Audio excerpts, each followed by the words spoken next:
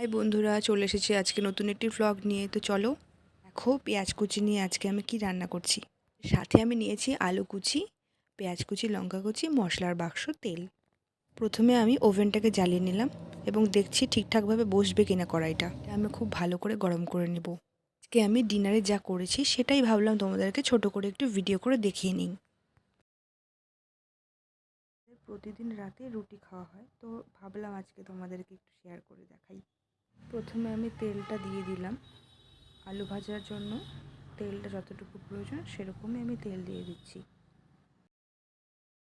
এদিকে দেখো আমি তেলের শিশিটা আটকে দিচ্ছি যাতে তেলটা পড়ে না যায়। অনেক সময় কি হয় যে তেলের শিশি পড়ে যায়, তো এখন আমি খুঁজে যাচ্ছি, খুন্তি পাচ্ছি না, খুন্তিটাও নিয়ে নিলাম সাথে।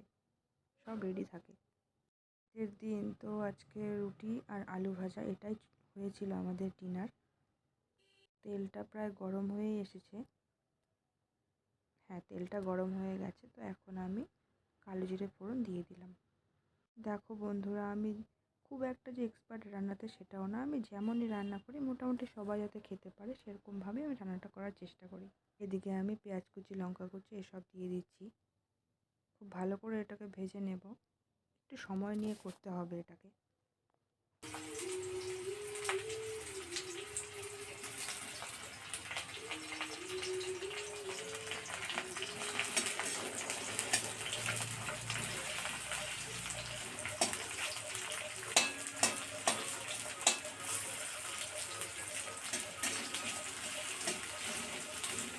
বাকি পেঁয়াজ কুচিগুলোও আমি একেবারে দিয়ে দিলাম।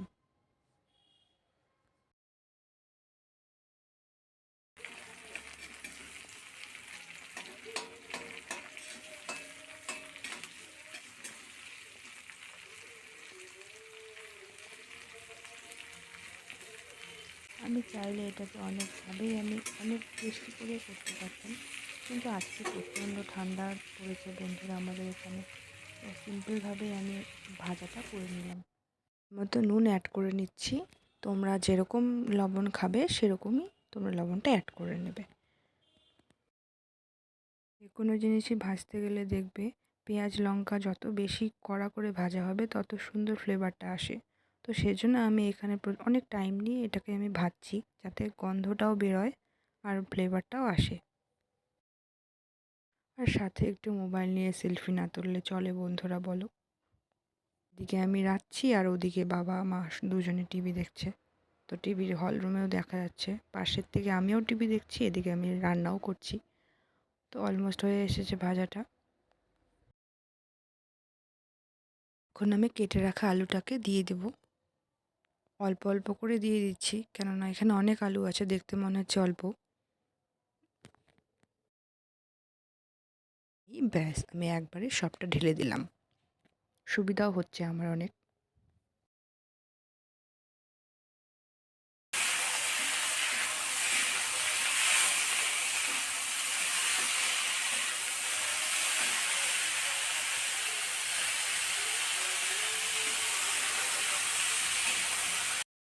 সাথে আমি গ্যাসটাকে সিম করে আমি দু হাত দিয়েই চেষ্টা করছি রান্নাটা করার। হ্যাঁ বন্ধুরা, তোমরা সকলে আমার পাশে থেকো।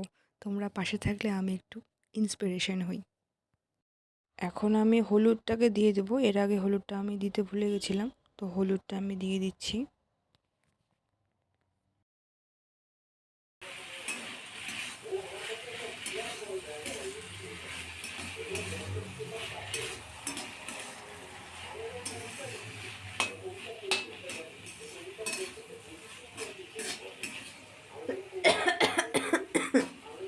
এখন আমি সেদ্ধ হয়ে যাওয়ার জন্য অল্প করে জল দিয়ে ভালো করে নাড়াচাড়া করে আমি এটাকে ঢেকে দেব, যাতে খুব সহজে এবং খুব তাড়াতাড়ি জিনিসটা সেদ্ধ হয়ে যায়।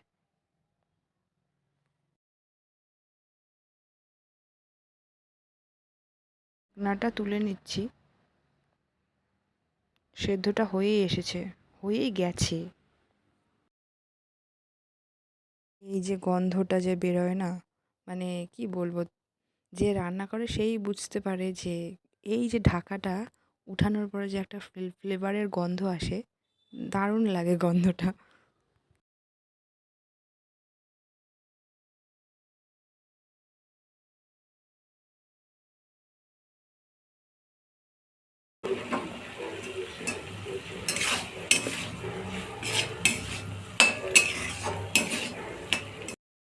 বন্ধুরা, আলু কাটার পাশে পাশে আমি আটাটাকেও মেখে রেখেছিলাম, যাতে খুব তাড়াতাড়ি আমরা ডিনারটা করে নিতে পারি।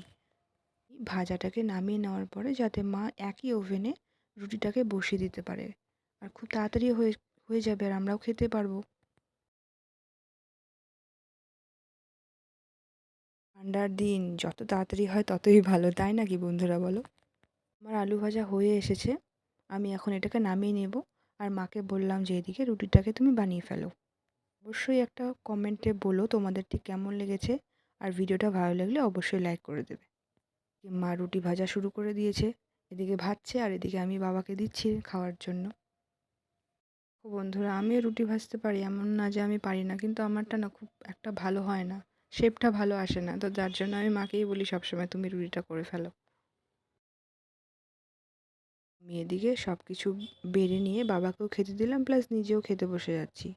এদিকে মা একটা করে রুটি ভাজছে গরম গরম, আর এদিকে খেতে বসে গেলাম। আমার তো খুবই ভালো লাগছে খেতে, টেস্টিও লাগছে, দারুণ হয়েছে কিন্তু। তোমরা বলো তোমাদের কেমন লাগলো। ভিডিওটা ভালো লাগলে অবশ্যই তোমরা একটা লাইক এবং কমেন্ট করে দেবে বন্ধুরা। ভালো থেকো।